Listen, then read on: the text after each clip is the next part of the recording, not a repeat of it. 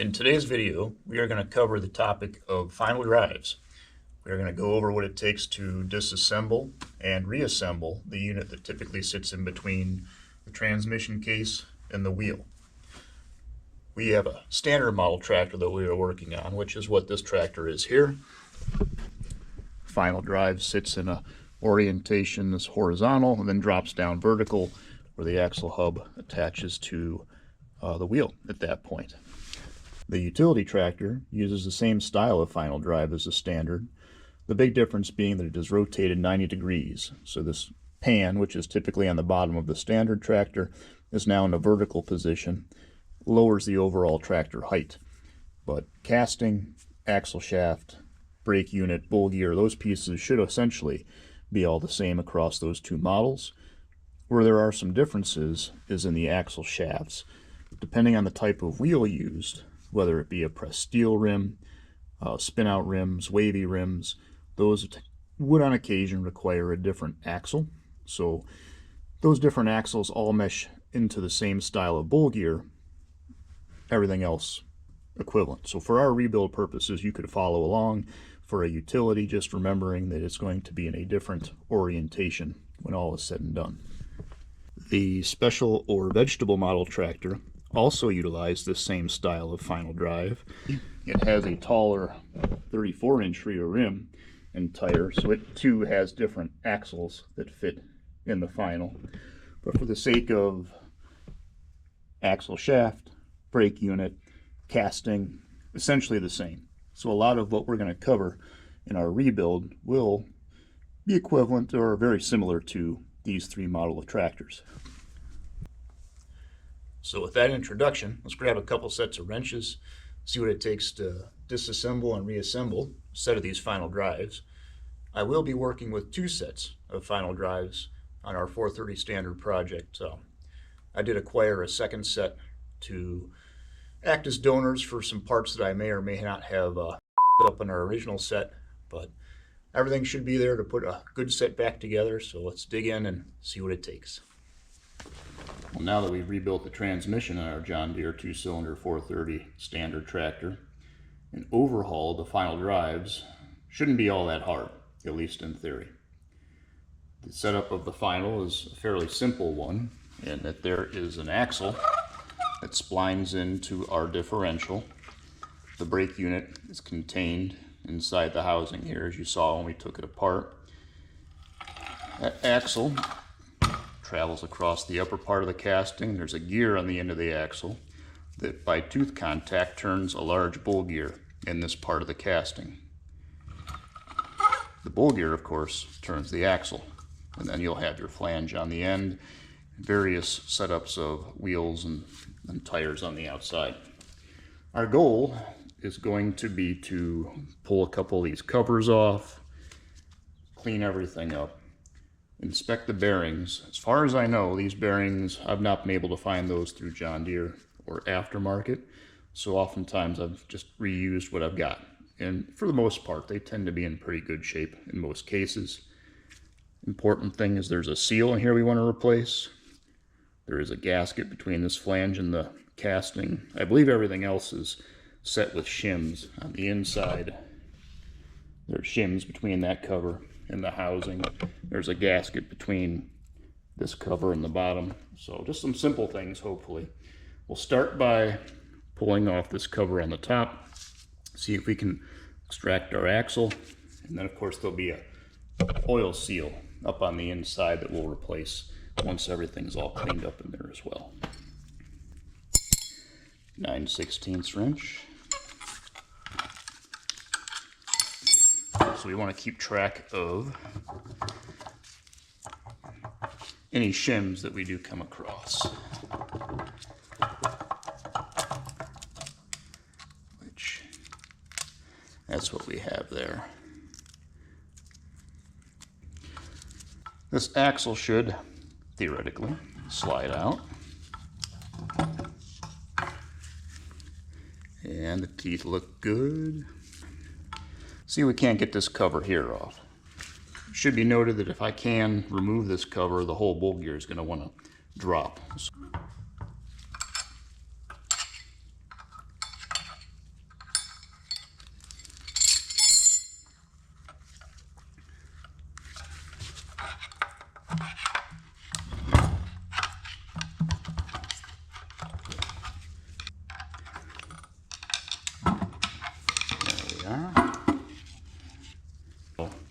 I do not think these bearings are available any longer. There's a kind of a concave nature to the cup, and then a convex look to the cone on the cone bearing here. So I think what we're going to end up doing, I was hoping this is going to be easy, but things don't always work out how you want. What we're going to end up probably doing is popping these shafts out of the bull gears in there.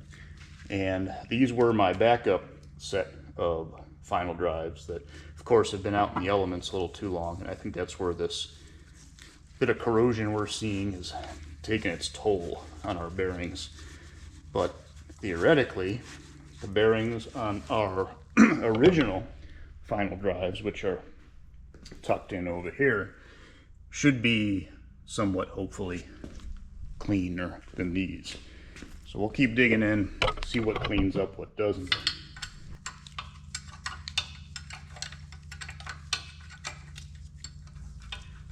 Once again, we're going to mind our shim pack that's on the back of this one, even though it seems like we're probably going to have to reset some preloads on these bearings. Now on the back, we have 2 3/4,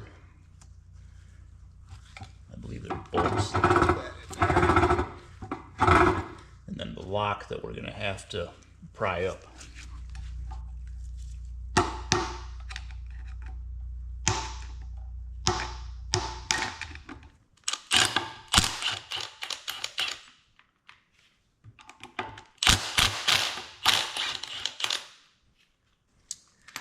It has been my experience that the axle doesn't just fall out of the bull gear.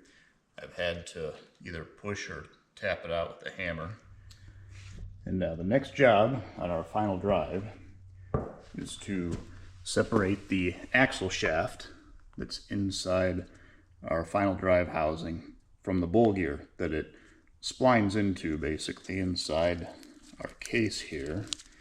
I loosened up our bolts on our cover down here on the bottom. Let's see if we can't pull him off. So we see our bull gear sitting here. And what I've done is gone and gotten a scrap piece of Schedule 44-inch, slid it up into the opening in the final drive housing. That piece of pipe rests up against the base of the bull gear on the inside while not touching the bearing on the other side of our axle shaft. And what we're going to do, put a little spacer in there, maybe a little plate on top just for a nice even target.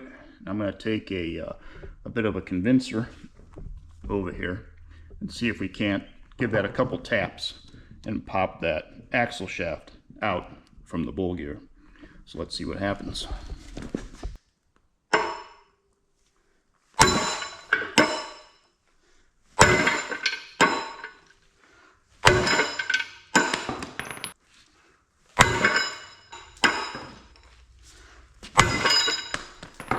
I made a modification to my pipe by shortening it. I don't know, whatever that is. As far as a length, I'm worried that the PVC's got too much maybe bounce to it as I'm hitting on my axle shaft to pop it out of that bull gear. And the fact that these things have been together for 60 years, probably with rust and stuff, doesn't help either. Ideally, I'd like to find a metal pipe to put up in there. There's a couple options out in the yard, but I'm going to have to do some cutting and stuff to get to that. So I'm going to give it one more whirl here, shorter pipe.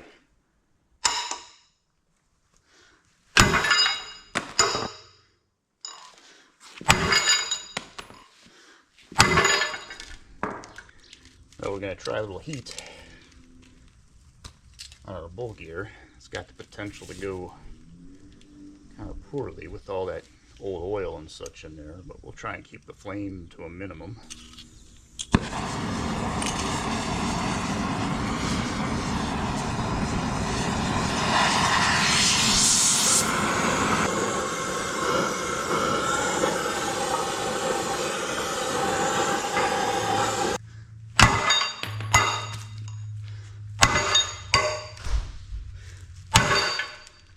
Well, I think 60 years of a taper press fit, corrosion, they're catching up with us, and the couple swings of the hammer is not going to pop that axle out of that bull gear. So I'm going to go to plan D, which is Brother Dan. I'm going to send it up with him to the tractor shop that we've got. It's got a big press. We press bull gears and stuff out of Caterpillar tractors and such, and that should be enough to pop that axle out of this gear. We'll find out. So this is going to be a to be continued.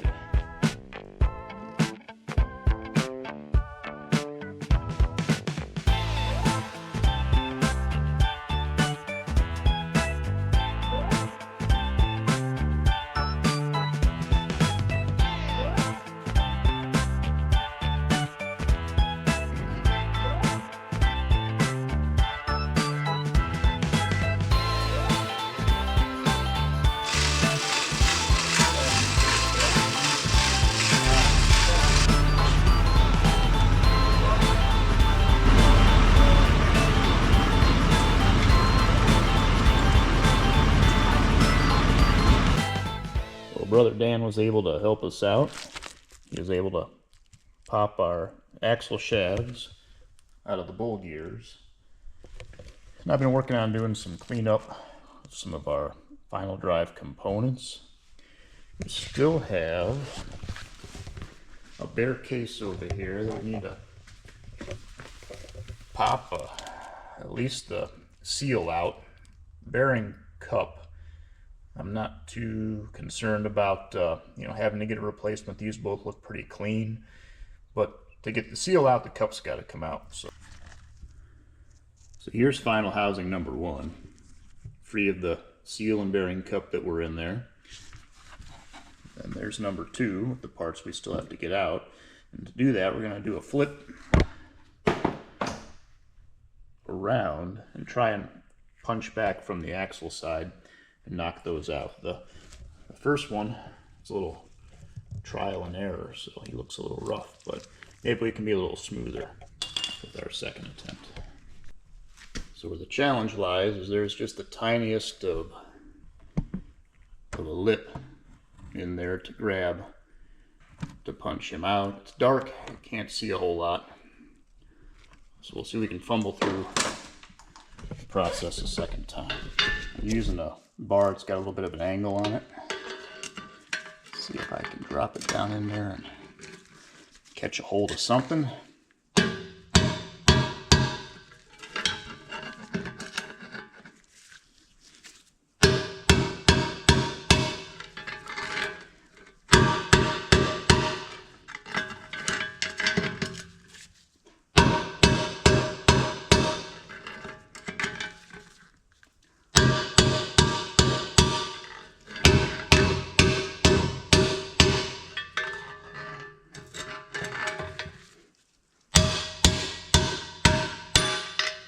That sounded productive.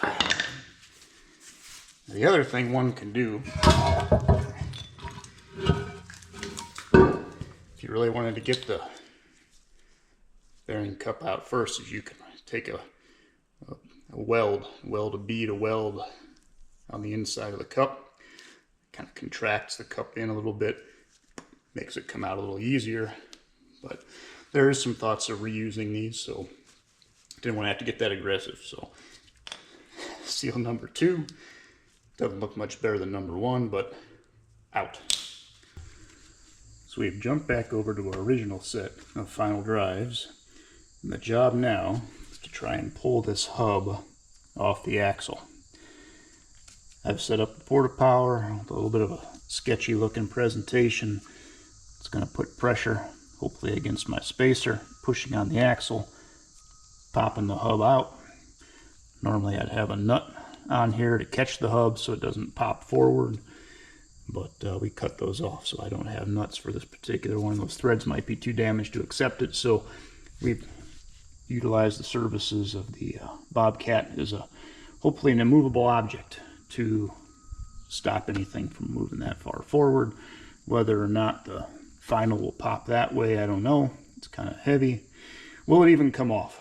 I don't know. These things can be stuck on here. I've had some that just pop right off. Some don't. So I'm going to hide around the corner of the machine, put some pressure on here, and see what happens.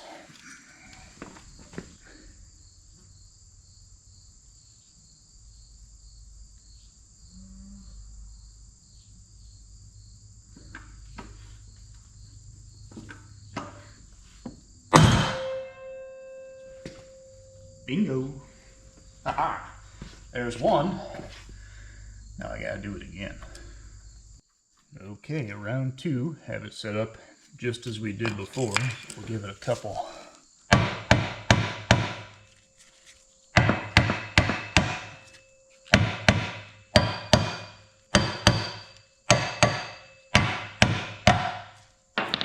Couple little whacks of the hammer.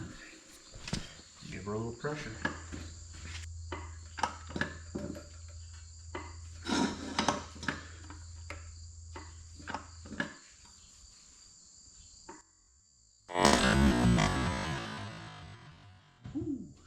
No heat necessary.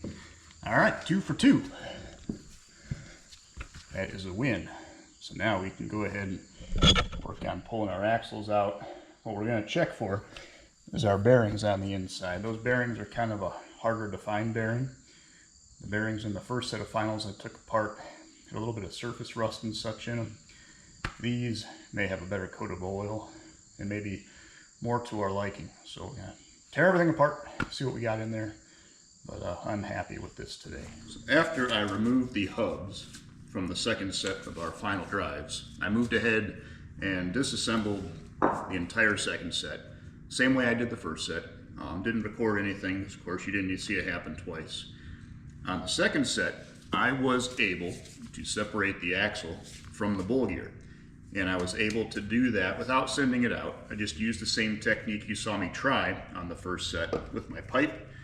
But instead of using a spacer and the plate on the end, I used a solid shaft to hit against. Now, either that was the difference in them coming apart, whether these were going to come apart easier because they weren't out in the weather as long, I don't know. But you'll have to trust me that I did get them apart on my own. And with that, I think we are going to wrap up the disassembly video. We'll do this again as a part 1, part 2. Part 2, we'll put everything back together and make it new again. So I hope you come back for that. And as always, thanks for watching. Till next time.